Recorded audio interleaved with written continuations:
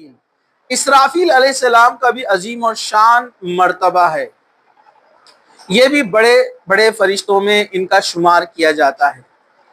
ان کے تعلق سے آتا ہے کہ یہ سور پھونکنے والے ہیں۔ اب سور کیا ہے؟ سور ایک ایسا انسٹرومنٹ ہے جس میں اگر پھونکا جائے تو آواز آتی ہے۔ کچھ لوگوں نے کہا کہ سی پی کی طرح ہوتا ہے، کسی نے کہا کہ نہیں یہ جانور کے سنگ کی طرح بنا ہوا ہے، سب نے الگ الگ اپنی رائے دی، اس کی کوئی تفصیل نہیں ملتی ہے۔ لیکن ایک چیز ہے جس میں اسرافیل علیہ السلام پھونک ماریں گے اور آواز نکلیں گی، لیکن یہ آواز کتنی خطرناک ہوں گی؟ جب اسرافیل علیہ السلام پہلی پھونک ماریں گے قیامت سے پہلے تمام انسان ختم ہو جائیں گے۔ حدیث میں آتا ہے جب پہلا سور پھونکا جائے گا تو ایک آدمی اپنے گھر کے پاس پانی کا حوض صاف کر رہا ہوگا اور اچانک سور پھونکا جائے گا اور وہ گردن ٹیڑھی کر کے صرف دیکھے گا کہ آواز کہاں سے آ رہی ہے اور وہ وہیں گر جائے گا، ختم۔ اتنی دیر میں تمام لوگ ختم، فریکشن آف سیکنڈ میں۔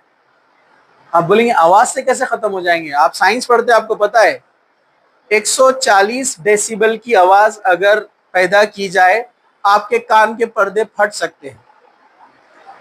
جو اکثر ہوتا ہے جو بڑے بڑے بوم پھٹتے ہیں نا، بوم پھٹنے سے کان بہرے ہو جاتے ہیں۔ ریزن کیا ہے؟ Sound wave. آپ نے دیکھا نا جب کوئی بم بلاسٹ ہوتا ہے تو آس پاس کی بلڈنگوں کی کانچیں ٹوٹ جاتی ہے۔ کیوں کانچیں کیسے ٹوٹی؟ وہ اب تک ہم سمجھتے تھے وائبریشن سے ٹوٹی ہے، نہیں، ساؤنڈ ویوز جا کر جب ٹکراتی ہے کانچ کو توڑ دیتی ہے۔ حالانکہ جو بلڈنگز میں کانچ لگے ہوتے ہیں اسپیشلی باہر والے وہ بہت موٹے ہوتے ہیں، لیکن ساؤنڈ اس کو توڑ دیتا ہے۔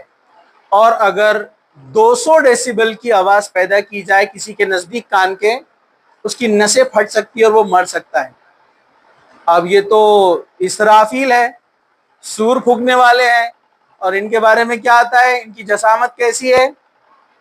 اللہ کے رسول صلی اللہ علیہ وسلم نے فرمایا دنیا کا سب سے تیز رفتار پرندہ اگر اسرافیل کے کاندھے سے اڑنا شروع کرے گا، یا دوسری روایت میں ایک فرشتہ بولا گیا ہے، نام نہیں دیا گیا ہے، کہا کہ ان کے کاندھے سے اڑنا شروع کرے گا تو کان کی لو تک یہاں سے یہاں تک آنے کے لیے اس کو 700 سال لگیں گے اس پرندے کو، یا تمہاری مسافت کے حساب سے کہا گیا ایک روایت میں 700 سال کی مسافت ہے تمہاری۔